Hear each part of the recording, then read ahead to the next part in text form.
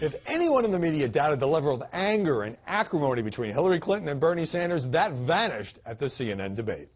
Can you name one decision that she made as senator that shows that she favored banks because of the money she received? Sure.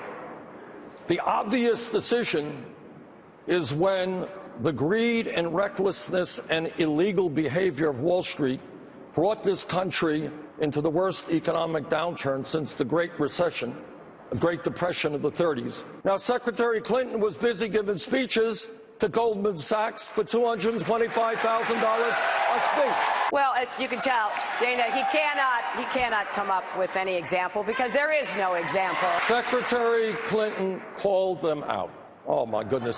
They must have been really crushed by this. It's called Dripping with Disdain. We're back with the panel. And Heidi, I thought the CNN's Wolf Blitzer and Dana Bash did a good job. But were they encouraging conflict at that debate, or were Hillary and Bernie going to go at it no matter what? I thought they did a great job of just making it about the candidates, and they stepped back. I think the moment was primed for this before we even went into this debate. We were all reporting how Hillary's strategy is now to go for the kill and then worry about unity later. And I think that this was a reflection of that, but also Bernie's irritation on his side as well.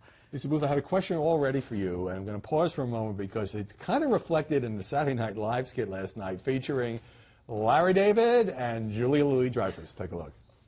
You've been pretty vague in the past, but how exactly are you going to break up the big banks? Once I'm elected president, I'll have a nice schwitz in the White House gym. Then I'll go to the big banks, I'll sit them down, and yada, yada, yada, they'll be broken up.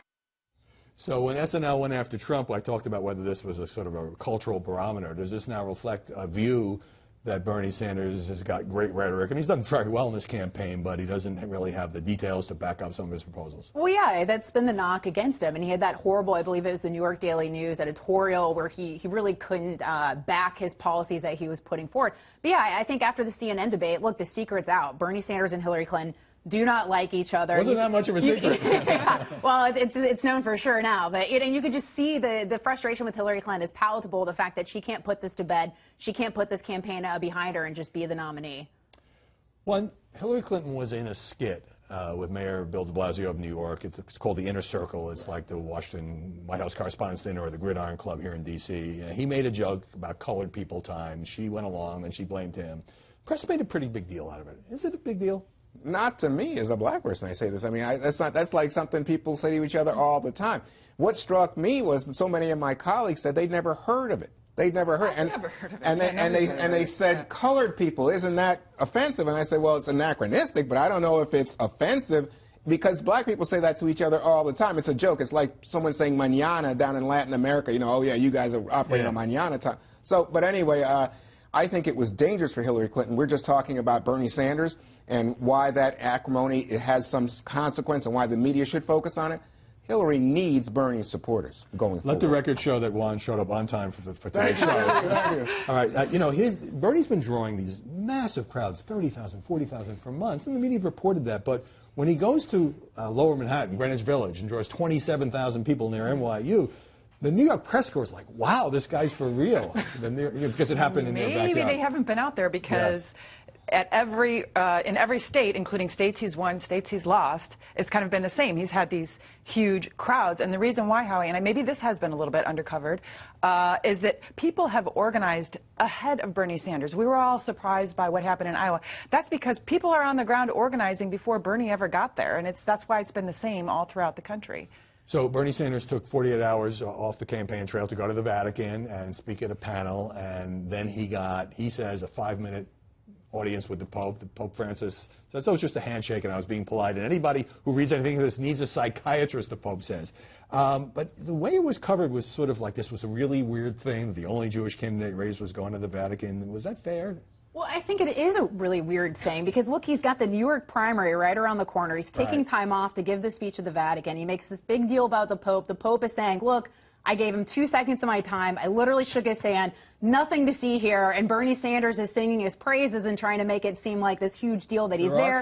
Huge deal there that are Catholic voters in New York. Well, I know, but you don't take time off right before a primary to make that kind of trip, in my opinion. So I think the reason why they covered it in such a weird degree is because it was weird. You know what? I just want to jump in here. I think you touched on something so fascinating to me in terms of the press coverage or lack of coverage of the fact Bernie Sanders is Jewish. He is setting record. No Jewish candidate has ever gone to this level of American public elected life. It's rarely talked about, and he doesn't talk about it much, but there was a CNN.com story one. The headline was, "The Book of Bernie, What Religion is Sanders?" And the story said, he says religion is a guiding principle in his life, but also that he's not particularly religious or a member of any synagogue. So what? I mean, a lot of people are in that. Correct. And in fact, an increasing number in this generation say they're non-denominational. But Bernie, it's not that he is somehow abdicating the fact that he's Jewish. He's just simply saying it is not defining him. And it's so interesting. He did not speak at AIPAC in that debate that we just played. Sure. He goes after Israel in terms of his defense, and now he's off to the Vatican. I think he is presenting as a different sort of non-religious, non-denominational presence of a candidate. I think all this would be getting a lot more coverage if the media believed that Bernie Sanders really had a shot at becoming a Democratic nominee.